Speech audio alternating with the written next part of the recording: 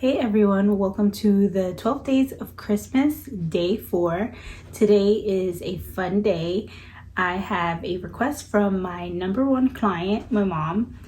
I am being tasked with creating a cardinal. So last year and the year before, I painted her Santa Claus and Mrs. Claus. And actually, Mrs. Claus was a video, one of my very earliest YouTube videos. So definitely check that one out. I'm gonna keep the same style and the same painting effects. And I also have a similar panel that I use for those other two. And I'll show you those here. So she sent over an image that I would love to use as inspiration. However, it's someone else's art, so I don't want to replicate it. I'm going to try to use that image as inspiration and use the other references that I found. So I used Unsplash to find free, royalty-free images. And I'm also going to reference other things like holly leaves, branches from other places, and I have created a Pinterest board for all my 12 days of Christmas videos, so I'm also going to use those images in there. So let's jump into it and see where this takes us. So just to give you a quick review, this was the image that Mom sent. I love the way this bird is positioned. So mainly side view of the face, mostly belly, and the side wing with the back wing. I love the holly leaves and the snow effect. And I think it's kind of cute how it looks like a little angry little bird. And on Unsplash, I found these actual photos of cardinals. So it seems that cardinals actually have red beaks. I'm not exactly sure, so I pulled that up. And I also created my Pinterest board. So it can vary, it seems, and I don't know much about cardinals, but it seems that the red cardinal is the male cardinal, and the more sort of yellowy with spots of red is the female cardinal, similar to this, which makes sense because usually the male bird is the most prettiest one, unfortunately. So the panel that I am going to be using is this whitewashed round signage panel. I used a 16-inch one for the Mrs. Claus and Santa Claus. These ones were on sale at Hobby Lobby, so that was super exciting. $9 for the smaller panel. Just to compare it to my hand, this is my hand, and that's the panel. I like these because they come with a hook, so it's easier for the hanging portion, and it's pretty much framed. So I definitely have to pay attention to where that is in order to keep it centered to the painting. So for the most part, I have these Master Touch heavy body, thick body acrylics. Actually, they don't call them heavy body, they call them thick body acrylics. And this is the Hobby Lobby Master Touch brand, not sponsored, but I really enjoy these. They're very pigmented. I will show you my color palette soon, depending on where we land with the image. I found them. Okay, so this is the Santa on my Instagram. Also follow me on Instagram, kmontes_art. So the Santa was actually an image, and you can see the texture and the detail that I got. So that's what I'm striving for. The heavy body leaves a beautiful sort of uplifted sort of texture. And then Mrs. Claus was real. I had no idea. So this is me probably in my earlier YouTube stages, December 1st, 2022. So exactly a year from tomorrow. So today's November 30th. Tomorrow's December 1st. But yeah, check out these videos, and I'm gonna use these as references to, oh, and there's the install. How cute. So yesterday I did a lot of research on the Cardinal and figured out what images I wanted to use. I have a limited amount of time. I seem to like to work under pressure. Not untypical of me. I have 30 minutes before my next meeting, and I'm of course desiring to paint, but I won't paint. So I think I'm just gonna get the drawing down. I have the canvas here, and I just really want to get this on its way. I am probably going to, every time I'm filming, there's an airplane that flies by. We have like a main airline above us. I don't know, an air avenue. There's always like planes like flying by, and every time I'm filming I notice an airplane. Anyways, so I'm just gonna get started on drawing this.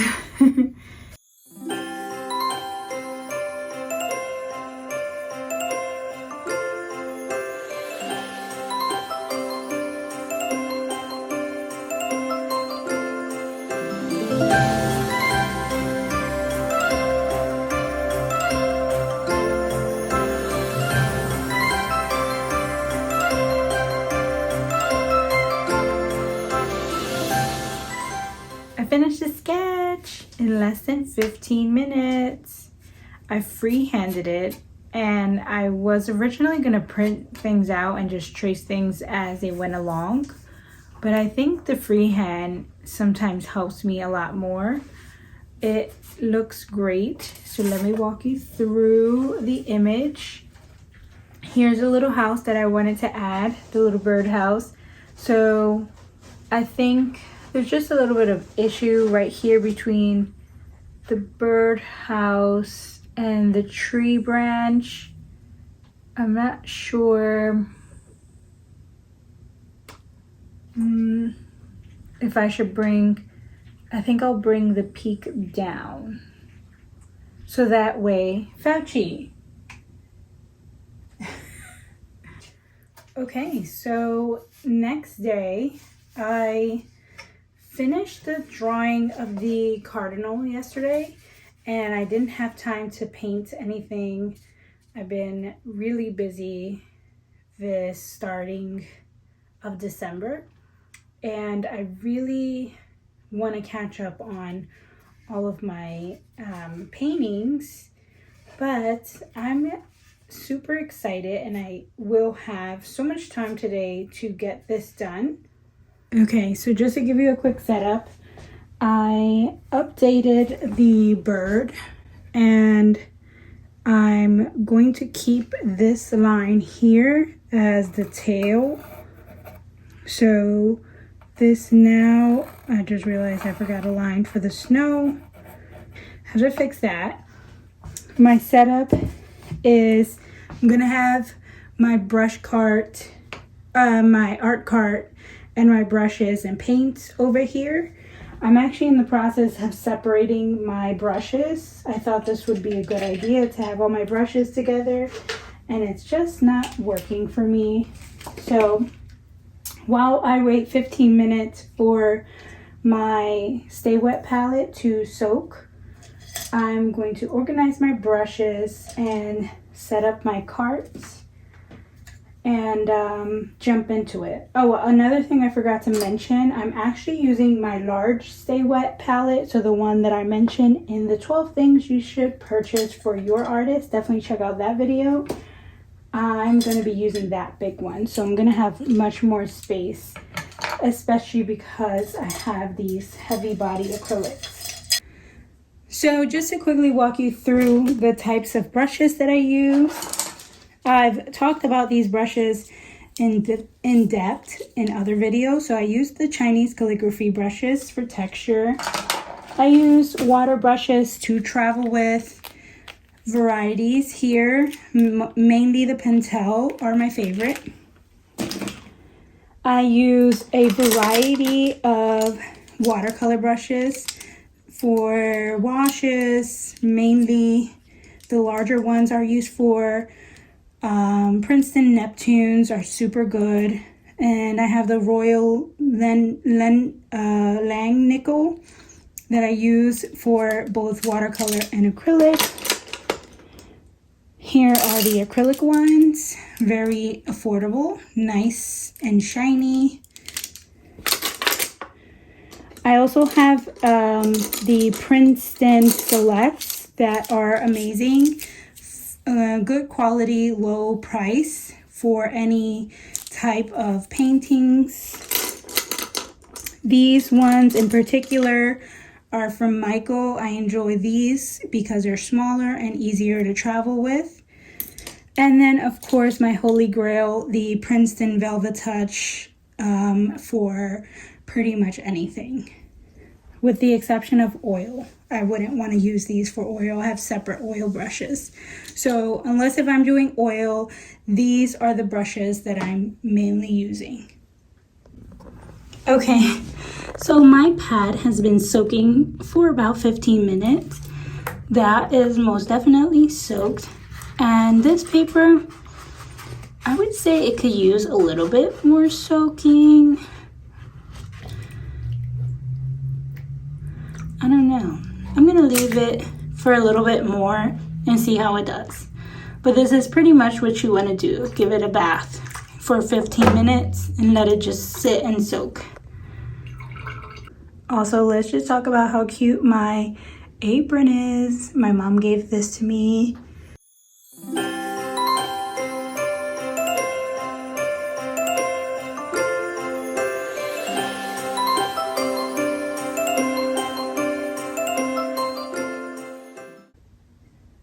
Okay, so the palette is all set up. All my things are ready to go and I am ready to paint. Super excited. Let's get into it.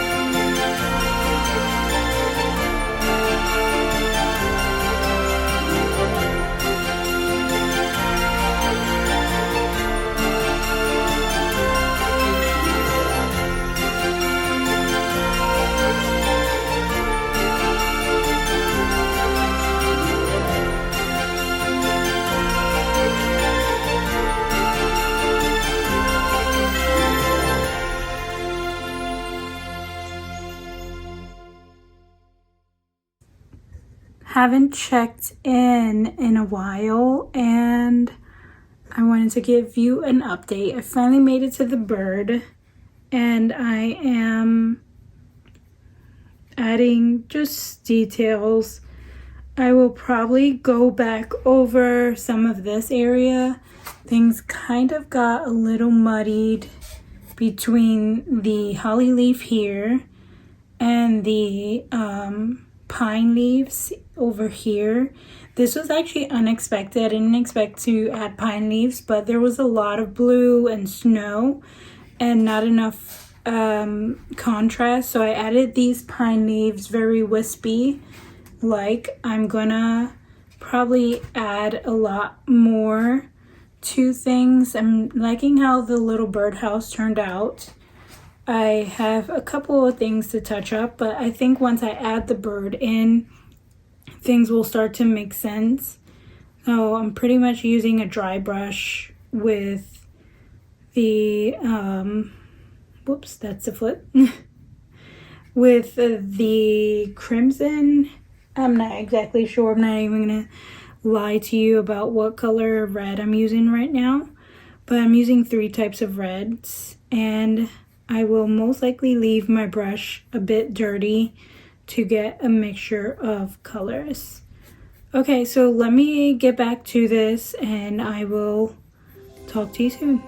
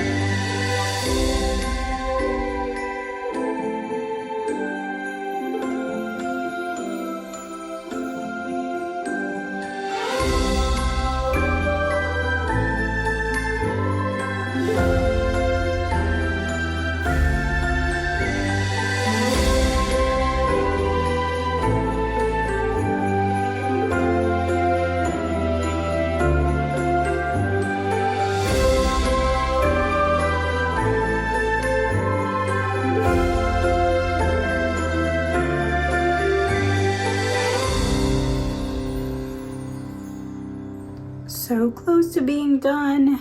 This looks really good. I think I need to take some time away to rest my eyes. I've been working on it for about 2 hours or so. I didn't exactly keep track. I got most of the details in. I think once the pine cone definitely needs a little bit of work, but it looks good. I want to add a little bit of Payne's Gray in there. I love that I added the touch of like the sunrise behind the tree. Oh my god, everything looks so good. Get toy. Get toy. Wow.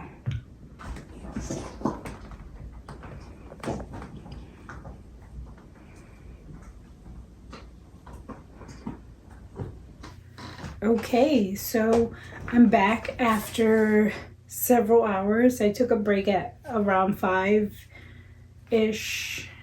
15 I think, and things are completely dry. I do have a lot of touching up to do now that I've been away from it for some time.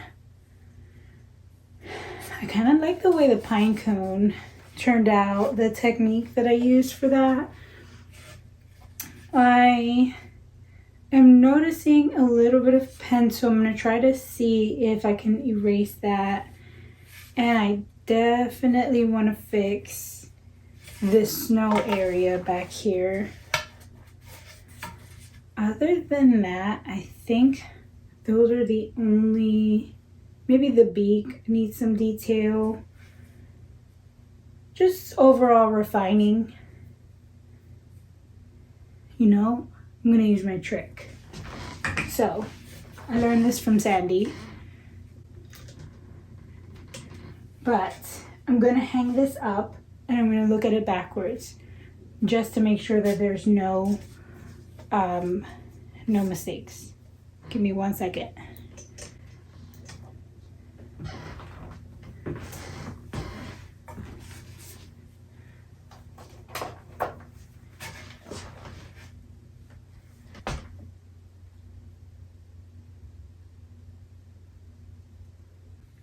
Okay, so that technique helped me to see that actually the mountain behind the pine leaves looks as if the snow is melting off of the mountain, which is not a terrible look, but that's not the look I was going for. So this side looks good. I actually am just going to leave the pine cone. I am going to touch up this area that has a bit of pencil, if you can see that very slightly there. And then the other thing that keeps bringing my attention is the separation between the background snow and the snow on the birdhouse. And I think that should be it. Oh yes, and the beak. I'm gonna touch up the beak. It's still a little bit transparent. So that shouldn't take long at all. And let's jump into it. I have to say that this painting was very intimidating when I first thought about it. I'm not a fan of painting animals, but birds are different. This particular bird was so much fun to paint. The texture, the feathers, creating the snow. I loved everything about it. This was actually the fastest I've ever painted such a detailed painting. The overall time it took for me to complete this painting was about 2.5 hours, which is really impressive. I can't tell if it was because I was super passionate about seeing the final result, or if it was just so relaxing to sort of create the texture. Again, I loved working with a thick body acrylic paint and just getting some change of pace with the different mediums that I've been using. So I hope you definitely enjoyed this painting. My mom sure did. I love the way it looks in her house. I'm so happy that she loved it also. I'm gonna show my mom the bird. Okay, let's see her reaction. I'm gonna give her a call.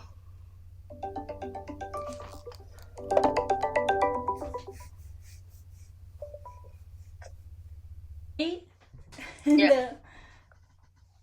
Why are you laughing? Because I'm gonna record myself showing you. Oh no, that's too cute. I love it too much. You know how it is. Oh my God, it's cute. Wow. Okay, she's done. I cannot believe I finished in one day.